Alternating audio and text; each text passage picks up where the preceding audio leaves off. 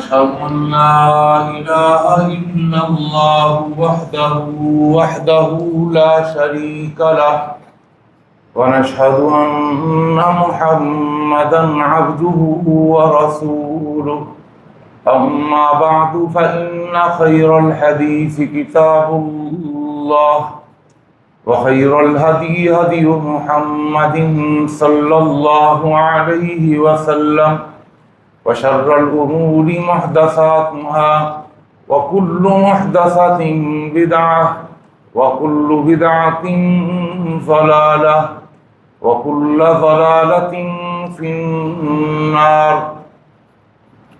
اللهم صل على محمد وعلى آل محمد كما صليت على إبراهيم وعلى آل إبراهيم إنك حميد مجيد اللهم بارك على محمد وعلى آل محمد كما باركت على إبراهيم وعلى آل إبراهيم إنك حميد مجيد فقد قال الله تبارك وتعالى في القرآن المجيد والفرقان الحميد أعوذ بالله السميع العليم وبوجهه الكريم وسلطانه القديم من الشيطان الرجيم بسم الله الرحمن الرحيم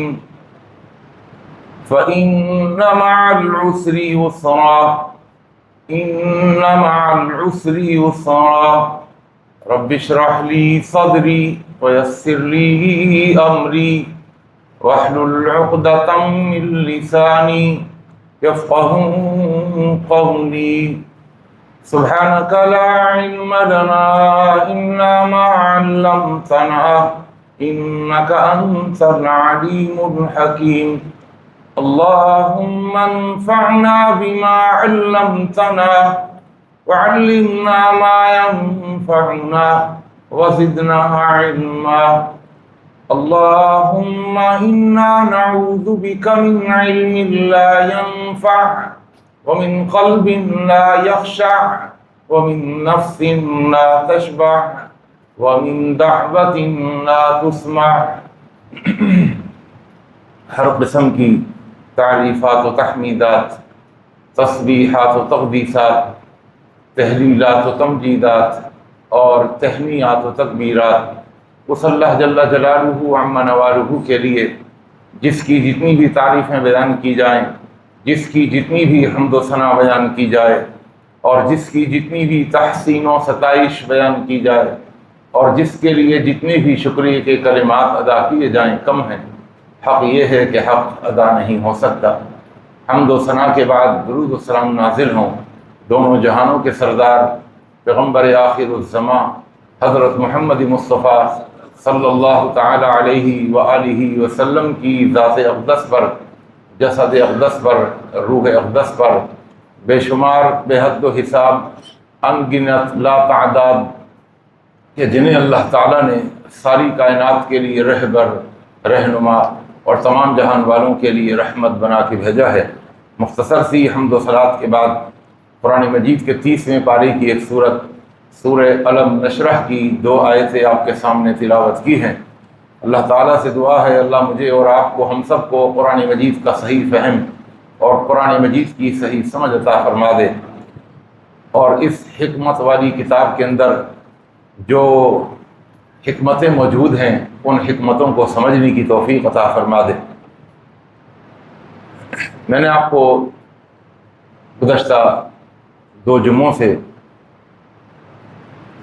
اللہ کی کتاب کے اس مقام کے اندر جو اللہ نے قانون عسر اور یسر بیان کیا ہے اس کی وضاحت آپ کے سامنے رکھ رہا ہوں کہ اس قانون عسر کو اور یسر کو اگر کوئی سمجھ لے تو اس قانون عسر اور یسر کو سمجھنے کا سب سے بڑا فائدہ یہ ہوتا ہے کہ کوئی بھی پریشان ہو بیمار ہو، علیل ہو، مغموم ہو، بے چین ہو، مضطرب ہو اور رنج و الم میں اور اپنی تکلیفوں میں اور مصیبتوں میں اور پریشانیوں میں گھرا ہوا ہو، تو یہ قانون عسر اور یسر اس کے لیے حوصلہ بن جاتا ہے۔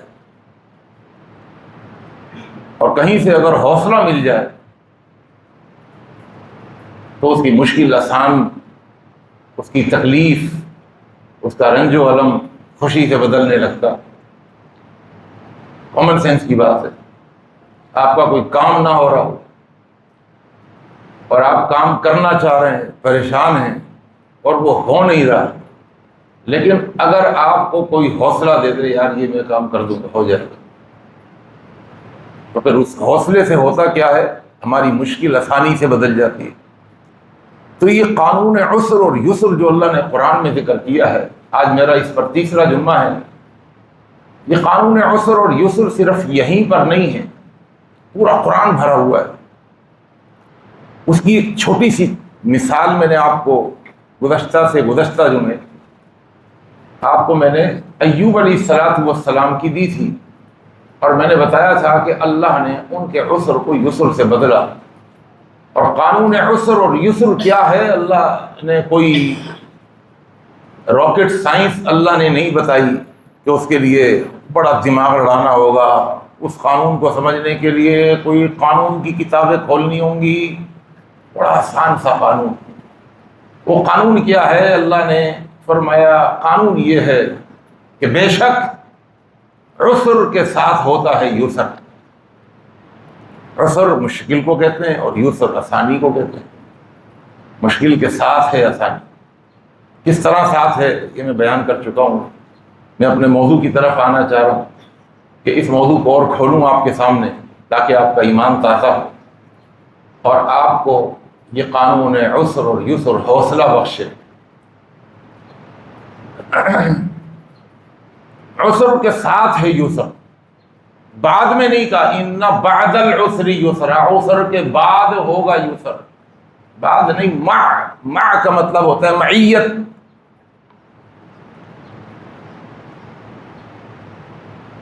ابو بکر صدیق نے اللہ کے پیغمبر سے کہا ہے، اللہ کے پیغمبر یہ تو مشرکین یہ بالکل سر پہ آ چکے ہیں، آپ ہجرت کے لیے میرے ساتھ نکلے ہیں اور ہم غار میں چھپے ہوئے ہیں اور یہ بالکل قریب آ گئے ہیں، اگر یہ اپنے پاؤں کی طرف دیکھیں گے تو ہم نظر آ جائیں گے۔ لا تحزن ان اللہ معنا، ہم نہ کھا اللہ ہمارے ساتھ ہے۔ مع کا مطلب ساتھ۔ موسیٰ علیہ السلام کو کہا گیا پیچھے آ گئے یہ فرعون لاؤ لشکر، یہ ہمیں اب ہمارا بھرکس نکال دیں گے، ہم پھنس گئے بیچ میں۔ کہا ان معی ربی سیہدین، میرے ساتھ ہے میرا رب، ساتھ ہے۔ ساتھ کا مطلب کیا ہوتا ہے کہ معیت ہے، مقارنت ہے، مصاحبت ہے، مقاربت ہے، ساتھ ہے، ساتھ، یہ ہے معیت کا مطلب۔ اللہ کہتا ہے عسر کے ساتھ ہے یسر۔ ساتھ ہونے کا معنی آپ کو بتا چکا ہوں۔ قرآن مجید کے ایک مقام سورہ کہف کے اندر اپنے اس موضوع کو اور کھولنا چاہ رہا ہوں تاکہ آپ کا ایمان تازہ ہو۔ حضرت موسیٰ علیہ السلام اللہ کے بڑے جلیل القدر پیغمبر ہیں، اولو العزم پیغمبروں میں ان کا شمار ہوتا ہے۔ کلیم اللہ کا لقب ملا ہوا ہے، صاحب شریعت اور صاحب توریت ہیں۔ اللہ نے ان کو وَكَانَ عِندَ اللَّهِ وَجِيهًا کا لقب بھی دیا ہے، بڑی وجاہت تھی، بڑے رونق چہرے والے تھے، بڑی عزت تھی ان کی، بڑا مقام تھا، بڑا رعب تھا، بڑا دبدبہ تھا۔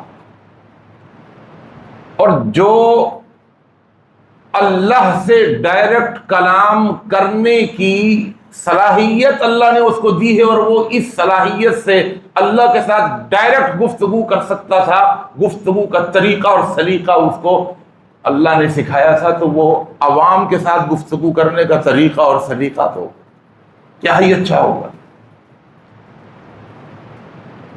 ان کا علم تھا، گفتگو کا بڑا خوبصورت انداز تھا، لیکن ایک غلطی ہو گئی۔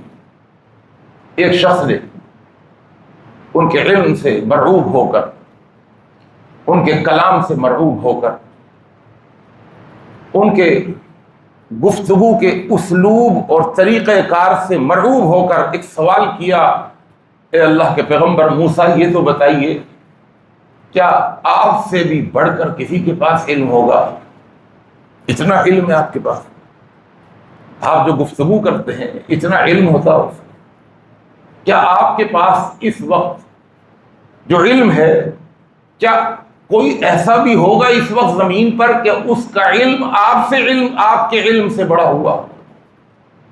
تو موسیٰ علیہ السلام نے جو جواب دیا وہ جواب اللہ کو پسند نہیں،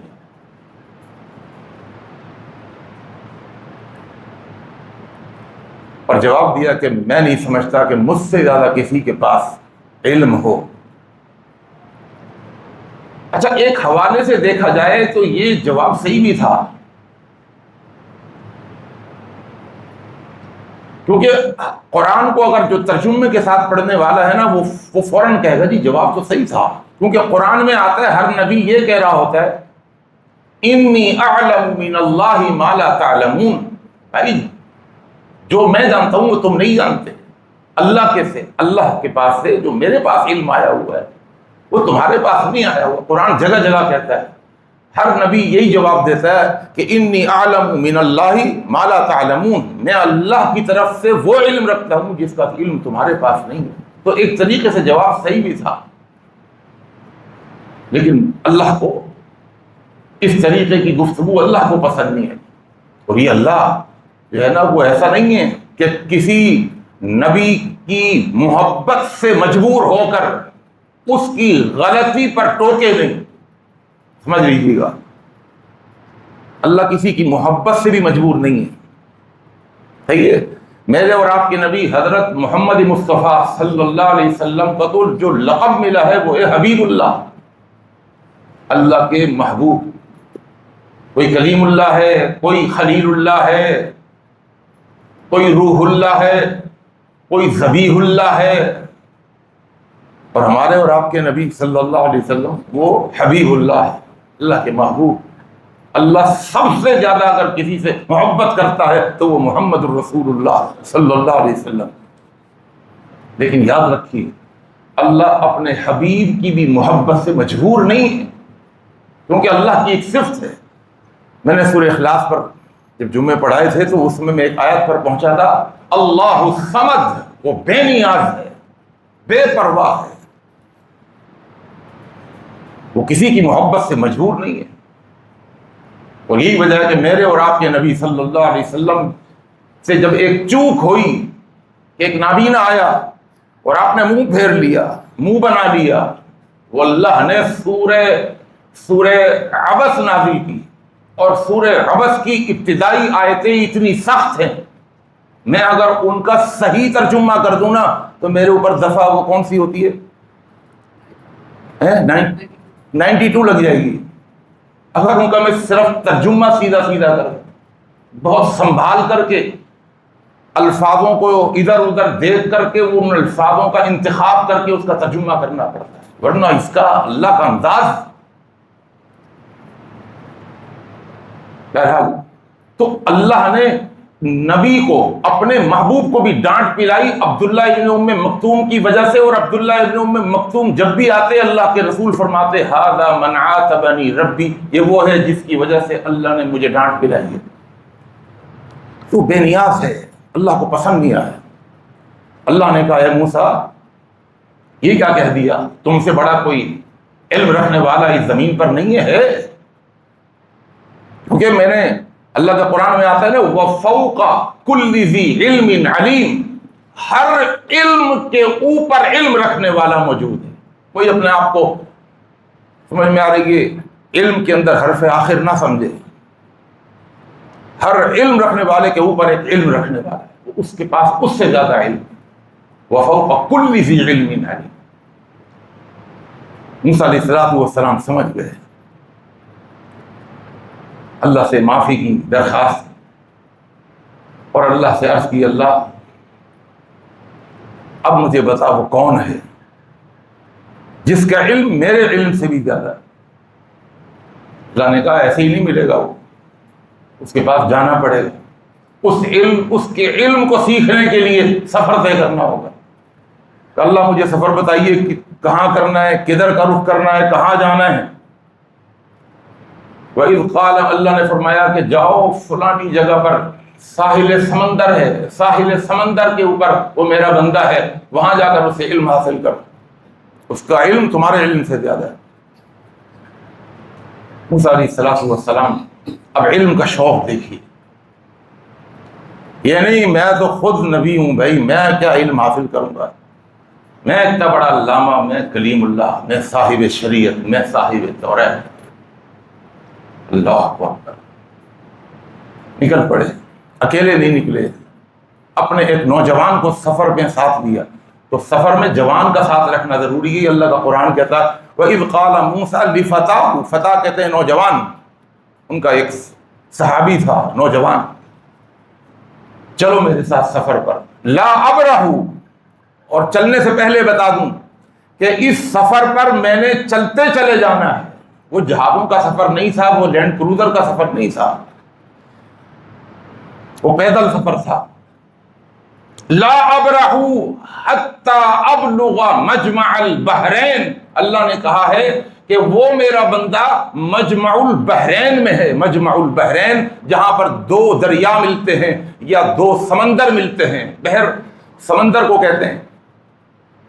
اب وہ بحر ازرق ہوتا ہے، بحر احمر ہوتا ہے، بحر ابیض ہوتا ہے، جہاں پر دو سمندروں کا ملاپ ہے، دو سمندروں کا سنگم ہے، وہاں پر وہ میرا بندہ رہتا ہے.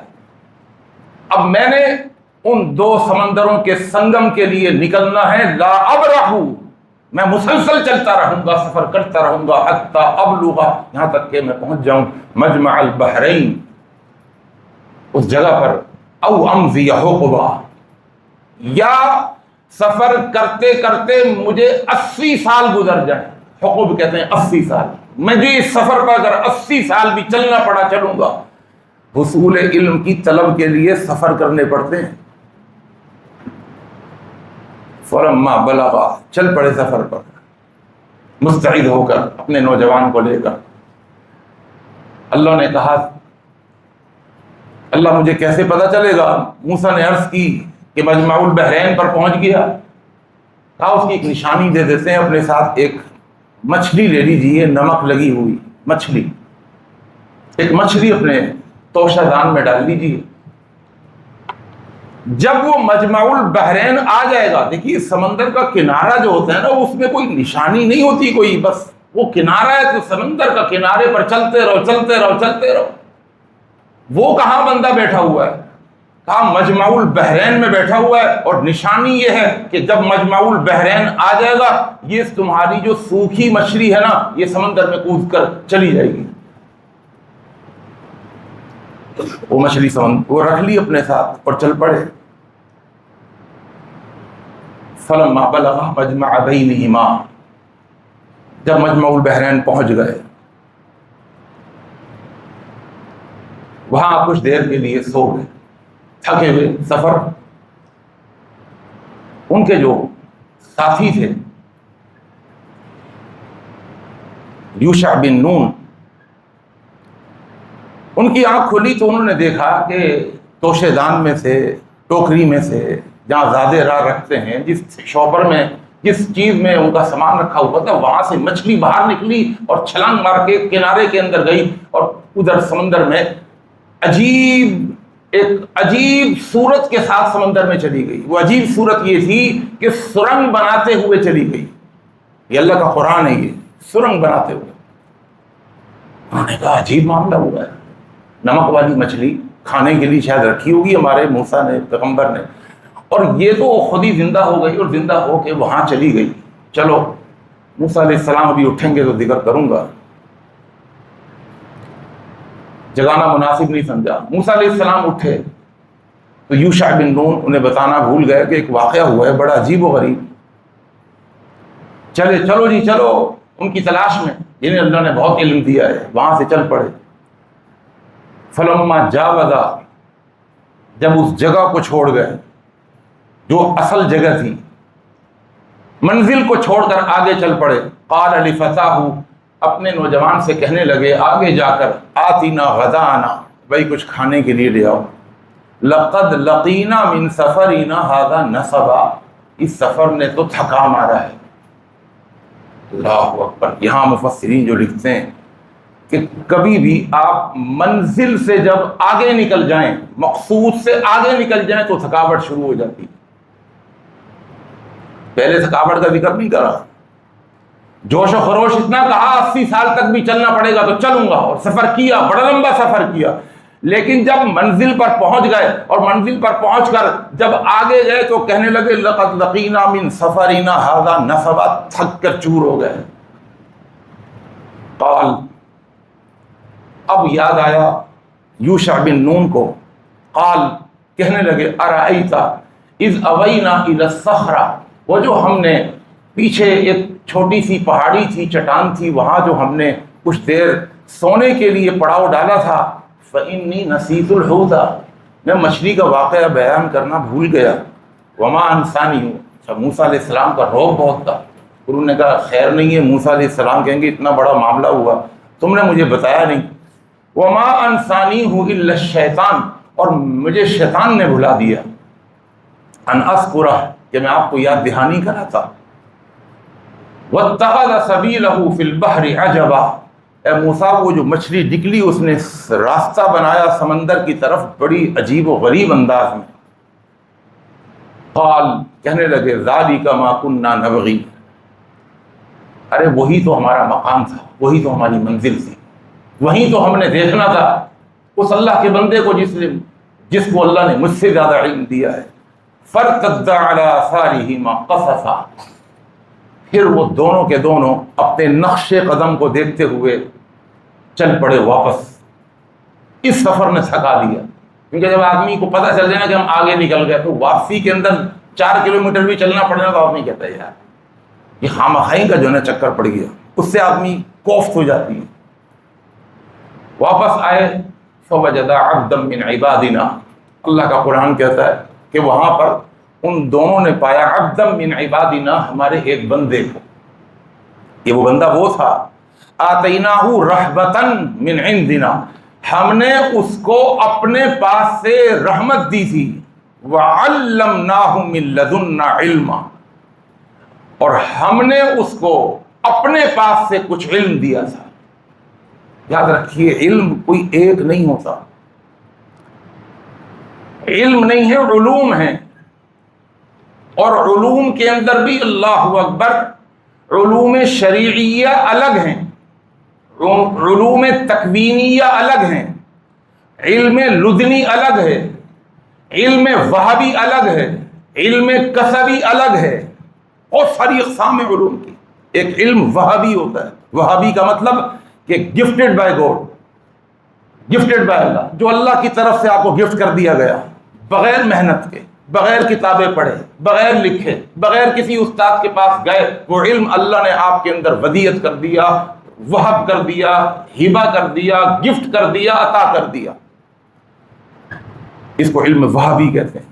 ایک علم کسبی ہوتا ہے، کسبی کا مطلب جسے محنت سے حاصل کیا جاتا ہے، جس 2 زانوں ٹیک کر استاد کے آگے حاصل کیا جاتا ہے، سفر کر کے حاصل کیا جاتا ہے، جسے بار بار دہرا کے حاصل کیا جاتا ہے، جسے لکھ کر محفوظ کر کے یا حاصل کیا جاتا ہے، وہ علم کسبی ہوتا ہے۔ پھر ان علوم کے اندر وہ علوم بھی ہوتے ہیں جو علوم شرعیہ ہوتے ہیں۔ علوم شرعیہ کا مطلب یہ ہے شریعت کے علوم۔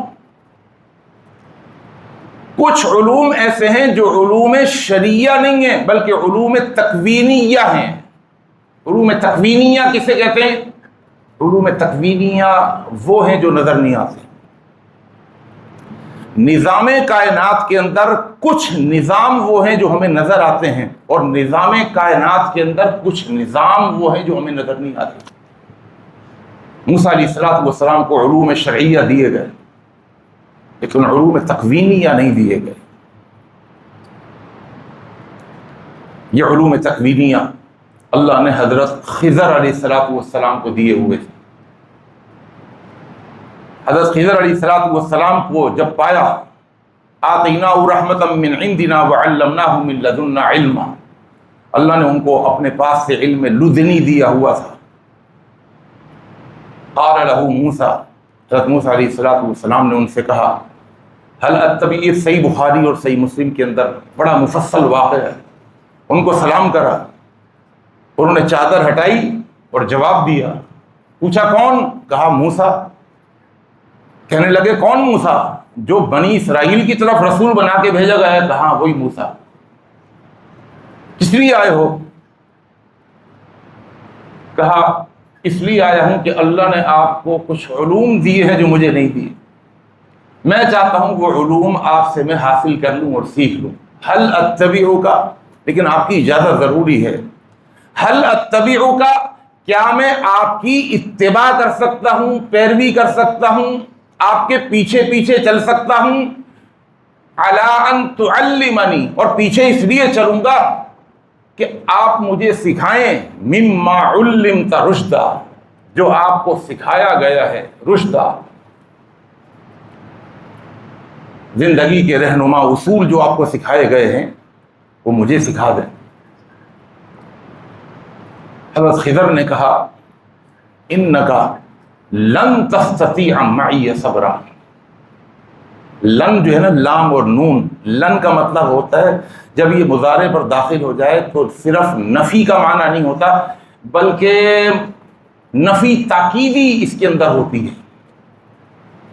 یعنی جواب جو دیا استاد نے، خضر نے، ہرگز تم طاقت نہیں رکھ سکتے معیہ، میرے ساتھ، صبرا، صبر کر کے تم چلتے رہو، میرے ساتھ تم چل ہی نہیں سکتے، کیونکہ میرے پاس جو علوم ہے وہ تمہارے پاس نہیں ہے، اور جو تمہارے پاس علوم ہے وہ میرے پاس نہیں۔ میں تمہارے علوم نہیں جانتا، تم میرے علوم نہیں جانتے، اسی لیے مجھے تمہارے کاموں کا زیادہ پتہ نہیں اور تم کو میرے کاموں کا زیادہ پتہ نہیں، ہرگز نہیں چل سکتے تم۔ وَكَيْفَ تَصْبِرُ، اور تم کیسے صبر کرو گے، عَلَىٰ مَا لَمْ تُحِطْ بِهِ خُبْرًا، جس کے بارے میں تمہیں کچھ پتہ ہی نہیں ہے۔ حضرت موسیٰ علیہ السلام نے تو علم سیکھنا تھا، اتنا لمبا سفر طے کر کے آئے تھے۔ قال، کہنے لگے، ستجدنی ان شاء اللہ صابرا، اگر اللہ نے چاہا۔ آپ نے صبر کی بات کی ہے، اگر اللہ نے چاہا تو میں صبر کر کے پاؤں، آپ مجھے صبر والا پائیں گے، میں صبر کر کے دکھاؤں، اور آپ پریشان نہ ہوں، ولا اعصی لک امرا، میں آپ کی نافرمانی نہیں کروں گا۔ دیکھیے، اگر استاد شاگرد کو نہ بھی پڑھانا چاہے نا تو شاگرد کو اس طرح چپکنا چاہیے کہ نہیں سکھائیے، آپ بے فکر ہو جائیں، جتنی تکلیف ہوں گی میں صبر کروں گا، جتنی بار بلائیں گے میں آؤں گا، مجھے سکھائیے اپنے پاس سے۔ اگرچہ استاد کے یہ تم سیکھ ہی نہیں سکتے، پھر بھی آپ کے نہیں، آپ میں انشاءاللہ صبر کرنے والا پائیں گے، اور میری کیا طاقت، انشاءاللہ اگر اللہ نے چاہا، اگر اللہ نے چاہا تو مجھے آپ صبر کرنے والا پائیں گے۔ تو حضرت خضر نے کہا فَإِنِ اتَّبَعْتَنِي، اگر تم میرے ساتھ چلنا چاہتے ہو، فَلَا تَسْأَلْنِي عَنْ شَيْءٍ، تو میری ایک ہی شرط ہے کسی کو شاگردی میں لینے کی۔ کیا شرط ہے؟ لَا تَسْأَلْنِي عَنْ شَيْءٍ، مجھ سے بغیر میرے بتائے پوچھنا نہیں، جو بھی دیکھو دیکھتے رہنا، لیکن سوال نہیں کرنا۔ کیوں نہیں کرنا، یہ کیوں کیا، کیسے کیا، کس طرح کر لیا؟ حتی احدث لک منہ ذکرا، ہاں میں خود بتا دوں گا۔ موسیٰ علیہ السلام نے کہا ٹھیک ہے جی، یہ تو کوئی مسئلہ ہی نہیں ہے، ایک ہی شرط ہے، چپ رہوں گا، بس سیکھوں گا، آنکھوں سے کام لوں گا، کانوں سے کام لوں گا، زبان کو چپ رکھوں گا۔ فانطلقا، آ جاؤ، یہ دونوں چل پڑے۔ حتی اذا رکبا فی السفینہ، ایک کشتی والا، ایک جہاز والا، ایک کشتی والے سے ملاقات ہوئی اور ان سے کہا کہ ہم نے سفر پہ جانا ہے، ہم کو بٹھاؤ۔ انہوں نے کہا جی ٹھیک ہے، آ جائیے۔ بھائی کیا کرایہ ہے کشتی کا؟ تو کشتی والا کہنے لگا آپ لوگ اللہ والے اتنے نیک نورانی شکلیں والے، میں آپ سے کیا کرایہ لوں گا، آپ بس دعا کر دیجیے گا، سب سے پیسے لے رہے ہیں۔ اور ان اللہ والوں کو، اللہ والے تھے حضرت خضر، حضرت موسیٰ، حضرت یوشع بن نون، تینوں کو بٹھا لیا۔ اب احسان ہو گیا کشتی والے کا ان پر کہ بغیر پیسوں کے کرائے کے اجرت کے بٹھا دیا۔ کشتی پر ابھی بیٹھے ہی تھے اور کشتی ابھی بیچ سمندر میں پہنچی تھی، حضرت خضر اٹھے اور اٹھنے کے بعد کہیں کلہاڑا پڑا ہوا تھا، کہیں ہتھوڑا کچھ پڑا ہوا تھا، وہ کلہاڑا اٹھایا اور اس کشتی کا ایک تختہ بڑا سا وہ توڑ دیا، اور توڑ کر اس کو وہاں تختے کو ہٹا کر اور پھر اپنی جگہ آ کے بیٹھ گئے۔ حضرت موسیٰ علیہ السلام یہ دیکھ کر چپ نہیں رہ سکے، کیونکہ ایک تو ان کا احسان کہ انہوں نے بغیر کرائے کے بٹھا لیا ہماری داڑھی وغیرہ کو دیکھ کر۔ اب موسیٰ علیہ السلام یہ سوچ رہے ہیں، کہیں گے یہ کین پتہ نہیں مجاہدوں کو بٹھا لیا، یہ کیا کرنے والے ہیں آگے جا کر، یہ مولوی خطرناک مولوی لگ رہے ہیں، ان کو تو غلطی کری بٹھا کر۔ حضرت موسیٰ علیہ السلام نے فوراً چپ رہنا چاہیے تھا لیکن کہہ دیا۔ اچھا کہا کیوں؟ اس وجہ سے بھی کہا کہ وہ تختہ اتنا بڑا تختہ تھا کہ اس کے نکالنے کی وجہ سے ڈوبنا جو ہے نا وہ بنتا تھا، غرق ہو سکتے تھے پانی کے اندر۔ تو فوراً کہنے لگے ارے استاد محترم یہ کیا کیا آپ نے، اخرقتھا، کیا آپ نے وہ تختہ اکھاڑ پھینک دیا، لتغرق اہلھا، یہ کشتی میں بیٹھے ہوئے لوگوں کو سب کو غرق کرنا چاہتے ہیں آپ، سب کو مروائیں گے آپ، یہ کیا آپ نے کام کیا؟ لقد جئت شیئا امرا، تحقیق آپ نے جو کام کیا ہے نا وہ بڑا عجیب و غریب کام۔ امرا کا لفظ ہے، یہ تعجب ہو رہا ہے، ایک تو بیچاروں نے کرایہ نہیں لیا، اوپر سے آپ ان کی کشتی توڑ رہے ہیں، یہ تخریب کاری ہے ایک تو۔ حضرت خضر نے کہا الم اقل لکا، الم اقل، کیا میں نے آپ سے نہیں کہا تھا انک لن تستطیع معی صبرا، آپ میرے ساتھ صبر کر ہی نہیں سکتے، جو لوگ مجھے دیے گئے ہیں وہ آپ کو نہیں دیے گئے، جو آپ کو دیے گئے ہیں وہ مجھے نہیں دیے گئے، میں نے آپ سے کہا تھا میری ایک ہی شرط ہے۔ حضرت موسیٰ علیہ السلام کو خیال آیا، قال، کہنے لگے لا تؤاخذنی، آپ میرا مواخذہ نہ کریں، آپ مجھے ڈانٹے نہیں، بما نسیت، اپنا عذر پیش کر دیا کہ واقعتاً میں تو بھول گیا تھا، وہ ایک شرط تھی، آپ نے کہا تھا کہ چپ رہنا بس، اور میں بول پڑا، سوال کر دیا میں نے۔ ولا ترہقنی من امری عسرا، اور آپ جو ہے وہ اس معاملے میں زیادہ مجھے اب کوسنا چھوڑ دیں، اب یہ سارے بیٹھے ہوئے مقتدی، سارے کشتی کے لوگ بیٹھے ہوئے اور مسافروں کے سامنے آپ شروع نہ ہو جائیں، کہیں وہ استاد کا تو کام ہے کسی وقت بھی شروع ہو جائے۔ مجھے یاد ہے ایک میرا ڈیرہ غازی خان گیا ہوا تھا، کسی مسجد میں خطاب کر رہا تھا، میری تقریر تھی عشاء کے بعد۔ اچھا میرے سامنے میرے ایک شاگرد بیٹھے ہوئے تھے، ان کا نام نہیں لوں گا، اللہ نے ان کو بڑی عزت دی ہوئی، وہ وہاں کے متولی بھی ہیں، خطیب بھی ہیں، بڑی ان کی عزت ہے۔ اچھا ہم تو چونکہ وہ بچے تھے جب پڑھنے آئے تھے، اب ان کی داڑھی نکل گئی، اب ٹوپی ہے، ان کا ایک وہاں ایک مقام ہے، بڑی عزت ہے، مجھ سے بھی غلطی ہو گئی، وہ میں ایک میرا انداز ہوتا ہے اپنی، میں جو تقریر کرتا ہوں تقریر میں میرا ایک وہ چیز زیادہ، یعنی سمجھانے والا انداز جو ایک ٹیچر کا ہوتا ہے نا وہ زیادہ ہوتا ہے۔ میں نے اس میں جو ہے نا وہ ایک صیغہ تھا، صیغہ، میں نے پوچھ لیا بھائی یہ پتہ ہے کون سا صیغہ ہے؟ سب چپ۔ میں نے کہا عبد الرحمن صاحب، میں نے بتا دیا، ان سے پوچھا جی یہ بتائیں گے؟ اللہ، میں بتا نہیں رہا کون سے عبد الرحمن صاحب، وہ عبد الرحمن صاحب وہ ان کو پتہ ہی نہیں، وہ بھی بھولے ہوئے، کیونکہ وہ پڑھے ہوئے ہوتے ہیں، یہ جو کتابیں ہوتی ہیں شروع کی وہ شروع میں یاد ہوتی ہیں، اچھا یہ پڑھانے سے یاد رہتی ہیں، ان سے پوچھ لیا ان کو بھی نہیں آیا۔ وہ تقی کے بعد استاد جی آپ نے تو بالکل نقص دلیل کر دیا، سارے میرے مقتدی ہیں، اور آپ نے مجھ سے سیغہ پوچھ لیا تو ہم نے جب پڑھا تھا آپ سے کون سا ہم سیغہ یاد رکھیں گے، آپ نے تو میں نے کہا ہاں یار یہ غلطی ہوگی۔ بہرحال موسیٰ علیہ السلام یہ گھبرائے کہ یہ اب یوشع بن نون کے سامنے اور دوسروں کے سامنے مجھے یہ کہیں زیادہ نہ ڈانٹیں، کہنے لگے بس اب مجھے زیادہ مواخذہ نہیں کریں۔ فانطلقا، اچھا جی اب شرط یاد رکھنا، شرط یاد ہے، اب چپ رہوں گا۔ فانطلقا، چل پڑے، حتی اذا لقیا غلاما، کشتی سے اترے، ایک جگہ جا رہے تھے، دیکھا کہ وہاں پر کچھ لوگ کھیل رہے ہیں، نوجوان بچے ہیں۔ غلام کا اطلاق بچے پر بھی ہوتا ہے، نوجوان نو عمر لڑکوں پر بھی ہوتا ہے۔ آگے بڑھے اور نو عمر لڑکے کی گردن مروڑ دی، یا کچھ ایسا کام کیا کہ وہ مر گیا، وہ مر گیا خرق عادت کے طور پر، یعنی کہ چھری اٹھائی اور ذبح کر دیا، ایسا کوئی کام کیا، گردن پر کوئی ہاتھ رکھا، کچھ کیا کہ وہ مر گیا۔ اب یہ موسیٰ علیہ السلام تو دیکھ رہے تھے، موسیٰ علیہ السلام اب تک تو خاموش تھے کہ وہ تو چلو غیر اخلاقی حرکت تھی کشتی والی، اس پر تو میں نہیں چپ رہا، چپ رہنا چاہیے تھا، لیکن یہ تو شریعت کے خلاف ہے سارا کا سارا، کسی کو جان سے مار دینا۔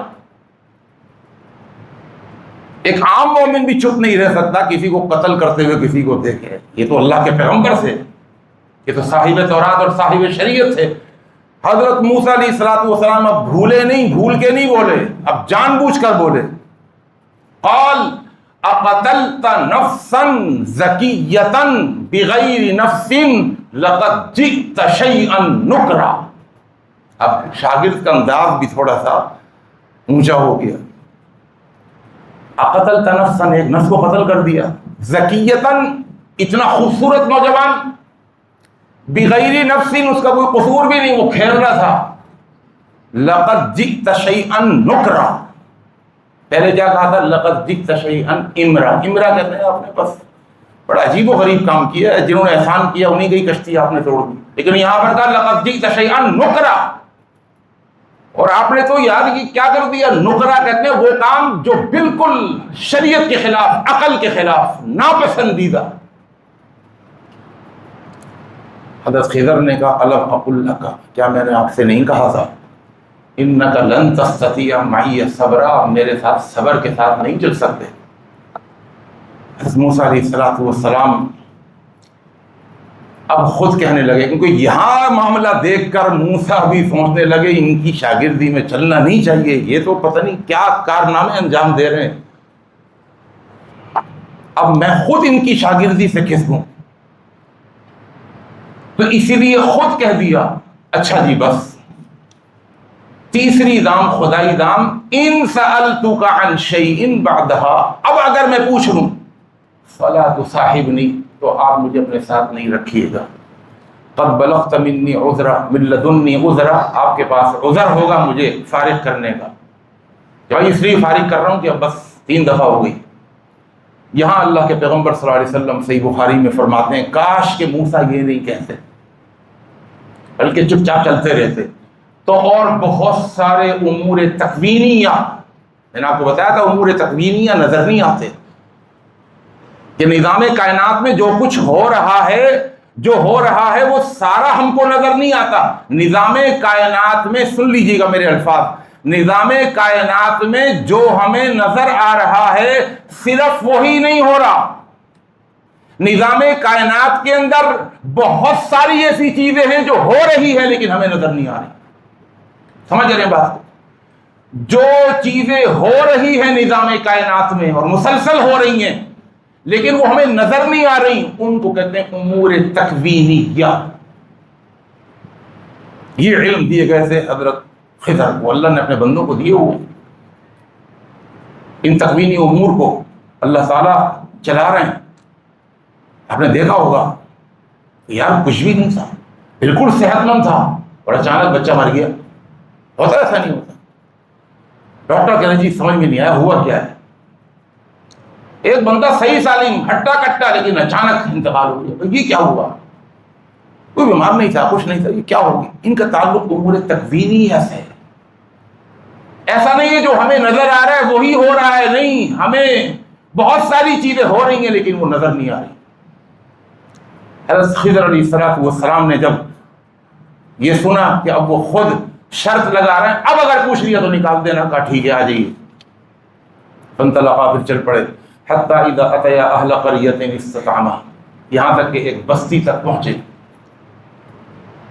اب بھوک لگی ہوئی تھی حضرت موسیٰ علیہ السلام کو بھی، حضرت خضر کو بھی، حضرت یوشع بن نون کو بھی۔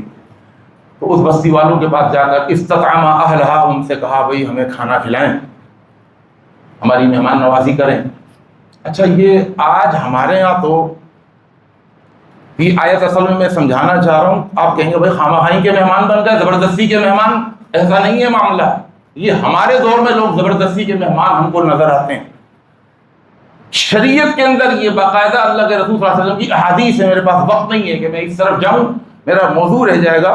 میں اپنے پوائنٹ کی طرف آخر میں آنے والا ہوں۔ شریعت میں اللہ کے رسول صلی اللہ علیہ وسلم نے بتایا جب تم کسی بستی میں جاؤ اور وہاں جا کر ان سے تمہیں چاہیے کہ وہ تمہاری مہمان نوازی کریں، اور اگر مہمان نوازی نہ کریں تو جو مہمان نوازی کا حق ہے وہ ان سے زبردستی لے لو۔ شریعت ہی جماعت بھائی اتنا تو کھانا ہم لیں گے، اتنی تو مہمان نوازی تمہیں کرنی پڑے گی، ہمارا حق ہے تمہارا حق نہیں، ہم مہمان ہیں تم میزبان ہو۔ صحیح ہے تم مرغ مسلم نہیں کھلا رہے لیکن دال تو کھائیں گے بھائی۔ صحیح ہے تم ہماری جس طریقے سے تم نے ہماری جو ہے دعوت کرنی ہے، میٹھا بھی بنانا نہیں بنا، لیکن اتنا تو ہم پیٹ تو بھریں گے بھائی، یہ ہمارا حق ہے۔ تو اسی شریعت کے مطابق حضرت موسیٰ نے، خضر نے بستی والوں سے کہا بھائی بہت دور سے لمبے سفر سے آ رہے ہیں، کھانا کھلاؤ۔ فَأَبَوْا، وہ پوری بستی والے کنجوس بخیلوں کی بستی تھی، انہوں نے کہا چلو میاں چلو آگے جاؤ۔ فَأَبَوْا أَن يُضَيِّفُوهُمَا، انکار کر دیا۔ موسیٰ علیہ السلام کو بہت برا لگا کہ ہمیں بھوک لگی ہے اور یہ کھانا نہیں کھلا رہا ہے۔ تو فوجد فیہا جدارا، اس بستی سے آگے جا ہی رہے تھے کہ ایک دیوار کو دیکھا کہ وہ دیوار گری سو گری، یرید ان ینقض، حضرت خضر نے کہا رک جائیں، اس دیوار کو جو گر رہی تھی اس کو اثر نو دوبارہ کھڑا کر دیا۔ موسیٰ علیہ السلام کو بھی کام پہ لگایا، خود بھی کام پہ لگ گیا، یوشع بھی، اور بھوک میں کوئی کام کرے اگر۔ اچھا موسیٰ علیہ السلام پھر کام کرتے رہے یہ سوچ کر کہ ان پر کوئی احسان کر رہے ہیں تاکہ پھر ہمیں کھانا کھلائیں۔ ان کی وہ دیوار کی چنائی کروا دی موسیٰ سے اور اپنے آپ کو بھی لگا کر، اور پورا کام کر کے کہا چلو جی آگے جڑو۔ موسیٰ علیہ السلام بول بھی نہیں سکتے کچھ، پھر بھوک تو آدمی کو بلوا دیتی ہے۔ اچھا بھوک برداشت نہیں ہوتی ہے، ہاں بھوک تو برداشت ہوتی نہیں ہے۔ موسیٰ علیہ السلام بھی چپ نہیں رہے، اور اللہ کے پیغمبر صلی اللہ علیہ وسلم فرماتے ہیں کاش کہ موسیٰ چپ رہتے تو ہمیں اور باتیں معلوم چلتی جو ہو رہی ہیں نظام کائنات میں، لیکن ہمیں ان کا پتہ ہی نہیں ہے۔ موسیٰ علیہ السلام بول پڑے لو شئت، استاد محترم اگر آپ چاہتے، لاتخذت علیہ اجرا، کچھ ان سے اجرت کے طور پہ ہی مانگ لیتے، 6 روٹیاں مانگ لیتے، 2 میں کھاتا، 2 خضر کھاتے، 2 یہ یوشع بن نون میرا شاگرد ساتھ ساتھ چل رہا ہے، 6 روٹیاں ہی مانگ لیتے، کچھ اجرت کے طور پر ہی مانگ لیتے، بھوکے جا رہے ہیں اور بھوک میں کام بھی کروا لیا آپ نے۔ حضرت خضر نے کہا بھئی اب 3 ہو گئے، تم نے ہی کہا تھا، تیسرا سوال، آخری سوال، ھذا فراق بینی و بینک، وہیں پہنچ گئے چلتے چلتے جہاں سے چلے تھے۔ وہاں دیکھا موسیٰ علیہ السلام نے کہ اب کچھ کہنے کے لیے رہا ہی نہیں گیا، تو خضر نے خود کہا سأنبئک بتأویل ما لم تستطع علیہ صبرا، اب آپ پریشان نہ ہو، جن چیزوں کو آپ نے دیکھا اور آپ کے سمجھ میں نہیں آئی ابھی آ جائیں گی سمجھ میں کھول کے رکھ دیتا۔ میں نے تختہ کیوں توڑا، اس نوجوان کو کیوں قتل کیا، اور یہاں میں نے دیوار سیدھی کر دی باوجود اس کے کہ انہوں نے مہمان نوازی سے انکار کر دیا، ساری چیزیں میں کھول دیتا۔ لیکن اتنی دیر میں دیکھا حضرت موسیٰ نے کہ ایک چڑیا آئی اور دریا کے کنارے بیٹھ کر اس نے چونچ ماری دریا پر، چڑیا نے چونچ ماری دریا کے اندر پانی پینے کے لیے۔ اور چونچ مار کے پانی پی کر وہ اڑ پڑی۔ حضرت خضر نے کہا دیکھا اس چڑیا کو؟ جی جی میں نے دیکھا۔ کہا اے موسیٰ سنو، الفاظ کیا ہیں، اللہ اکبر۔ کہنے لگے تمہارا جتنا علم ہے اور جو میرا علم ہے، تمہارے پاس علوم شرعیہ ہیں، میرے پاس علوم تکوینیہ ہیں، ما علمی و علمک من علم اللہ الا مثل ما نقص هذا العصفور من هذا البحر۔ میرا اور تیرا علم ملا کر اللہ کے مقابلے میں بس اتنا ہی ہے جتنا اس چڑیا کی چونچ کے اندر پانی لگا ہوا۔ اللہ کا علم اتنا سا دیا اللہ نے مجھے اور آپ۔ اللہ کا علم جانتے ہی بھی ہم کتنا علم ہے۔ اللہ اکبر۔ آپ بتائیے تو صحیح، وہ جو کشتی کیوں تھوڑی تھی، کام السفینۃ فکانت لمساکین، وہ کشتی تھی مسکینوں کی، غریبوں کی، یتیم بچوں کی۔ انہوں نے پیسے ملا کر ایک کشتی خریدی تھی، یعملون فی البحر، اور اس کشتی کو سمندر میں لے جا کر اور لوگوں کو سوار کرا کے وہ کچھ پیسے کما کر آپس میں بانٹ لیا کرتے تھے۔ ان کا گزر بسر چل رہا تھا۔ فَأَرَدْتُ أَنْ أَعِيبَهَا، میں نے اس کو عیبدار کیوں بنایا؟ اس کی وجہ ہے، وجہ کیا ہے؟ وَكَانَ وَرَاءَهُمْ مَلِكٌ يَأْخُذُ كُلَّ سَفِينَةٍ غَصْبًا۔ اب یہ امور تکوینیاں کھول رہے ہیں۔ میں کہہ رہا ہوں نا، نظام کائنات میں بہت ساری چیزیں ہو رہی ہیں لیکن وہ ہمیں نظر نہیں آ رہی، ہم سمجھتے وہ ہو نہیں رہی۔ موسیٰ کو نظر نہیں آ رہی تھی، اللہ نے خضر کو وہ چیزیں دکھا دی تھی۔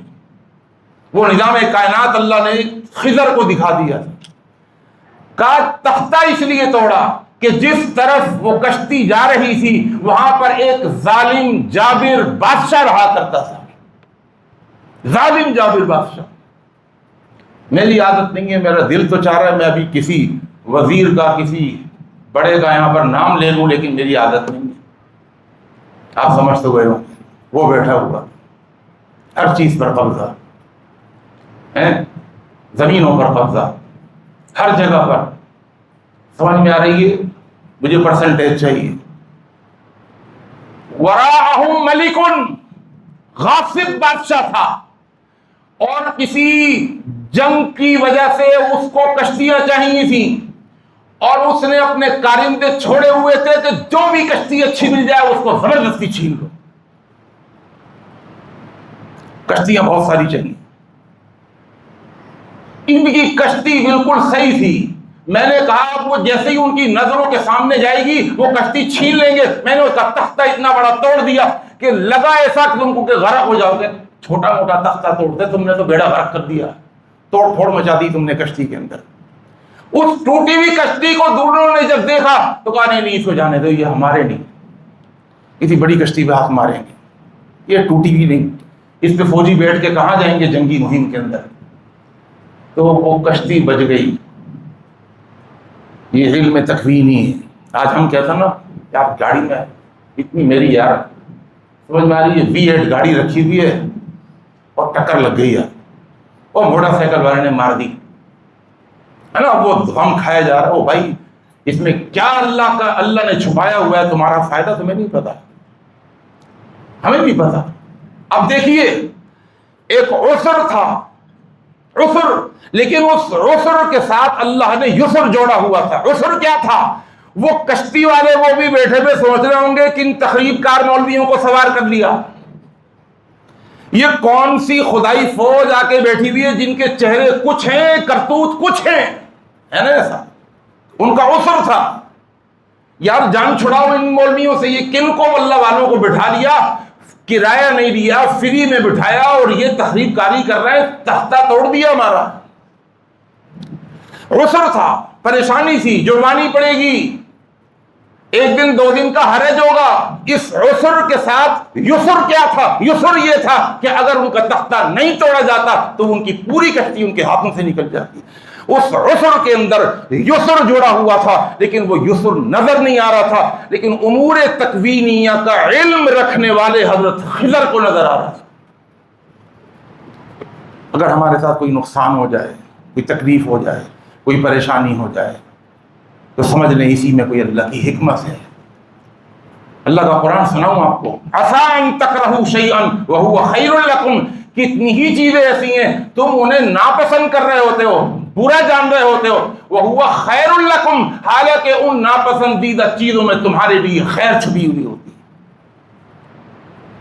وعسیٰ ان تحبوا شیئا وہو شر لکم، اور کتنی چیزیں ایسی ہیں تمہیں بہت تم پسند کرتے ہو، وہ ہو جائیں، وہ مل جائیں، یہ کام کر لوں لیکن ہو نہیں رہا ہوتا، اللہ کہتا ہے کتنی تمہاری پسندیدہ چیزیں جس پر تم محنت بھی کر رہا ہو، کوشش بھی کر رہا ہو، لیکن وہ چیز تمہیں حاصل نہیں ہو رہی، فرمایا یہ جس کو تم حاصل کر رہے ہو نا وہ تمہارے لیے شر ہوتا ہے، محنت کے باوجود بھی وہ چیز تمہیں نہیں مل رہی ہوتی اور تمہارا دماغ خراب کر رہا ہوتا ہے شیطان، یار یہ کیا ہے، اس نے کیا، وہ نہ نماز پڑھتا ہے نہ روزہ رکھتا ہے، وہ بھنگڑ بے دین، وہ تو اتنا آگے بڑھ گیا اس کام میں نیک نمازی متقی پرہیزگار یہ کام کرنا چاہ رہا ہوں، رکاوٹیں آئی جا رہی ہیں، نہیں، ہر عسر کے ساتھ یسر ہے، آپ کو پتہ نہیں ہے، ایک اور اللہ کا قرآن،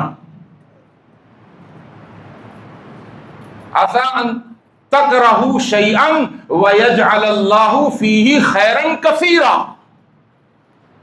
بہت ساری چیزیں ایسی ہوتی ہیں جو تمہیں ناپسند ہوتی ہیں لیکن اللہ نے اسی میں تمہارے لیے خیر کثیر رکھی ہوئی ہوتی ہے، بہت بھلائیاں وہیں رکھی ہوئی ہیں جو تمہیں ناپسند ہیں، اللہ اکبر، یہ امور تکوینیہ سے تعلق ہے، اگر آپ میرے ساتھ ہیں، بے شک تھوڑی سی خشک تقریر ہے لیکن میں بھی ایک ایک چیز کو کھول کھول کر وضاحت سے بیان کر رہا ہوں، قانون عسر اور یسر کو سمجھ لیجئے، یہ آپ کو حوصلہ دے گا، آپ کی تکلیفوں کے ساتھ آپ کی خوشیاں ہیں، آپ کی بیماری کے ساتھ آپ کی صحت ہے، آپ کے رنج و الم اور غم اور مصیبت اور پریشانی کے ساتھ راحت، محبت، مودت، الفت اور بہت ساری چیزیں ہیں، مسرت، خوشیاں ہیں آپ کے ساتھ، پریشان نہ ہو، امور تکوینیہ سے ان کا تعلق ہے، آپ کو نظر نہیں آ رہی، اور میرے جملے یاد رکھیے گا، نظام کائنات کے اندر بہت ساری چیزیں ایسی ہیں جو ہو رہی ہیں لیکن نظر نہیں آ رہی، صرف وہی چیزیں جو ہمیں نظر آ رہی ہیں وہی ہو رہی ہیں اور کچھ نہیں ہو رہا، یہ غلط ہے، یہ ہے مقصد، اگر اس پوائنٹ کو سمجھ لیا تو پوری تقریر سمجھ لیا،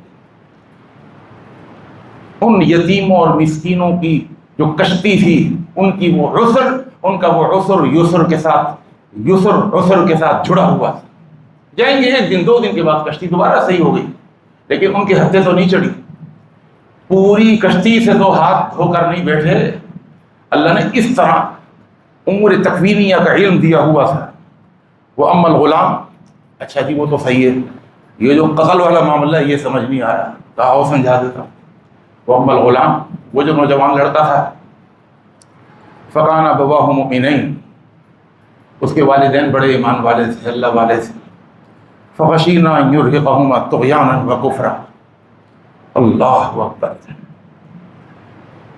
لیکن یہ نوجوان آگے ان کے لیے سہانے روح بننے والا تھا، ان کا جینا خراب کر دینے والا تھا، ان کی زندگی برباد کر دینے والا تھا، یہ اللہ نے حکم دیا جاؤ اس کو مار دو، میں نے اس کو قتل کر دیا، لیکن ایسا نہیں ہے کہ وہ ماں باپ تو کہ نوجوان اولاد مر گئی یہ ہو گیا، فَأَرَدْنَا أَن يُبْدِلَهُمَا رَبُّهُمَا خَيْرًا مِّنْهُ زَكَاةً وَأَقْرَبَ رُحْمًا، اللہ نے اس عسر کے ساتھ یسر یہ جوڑا ہے کہ اللہ انہی ماں باپ کو ایک ایسی اولاد دے گا اس کے بدلے، خیرم منہ، جو بہت بہتر ہوگی، زکاۃً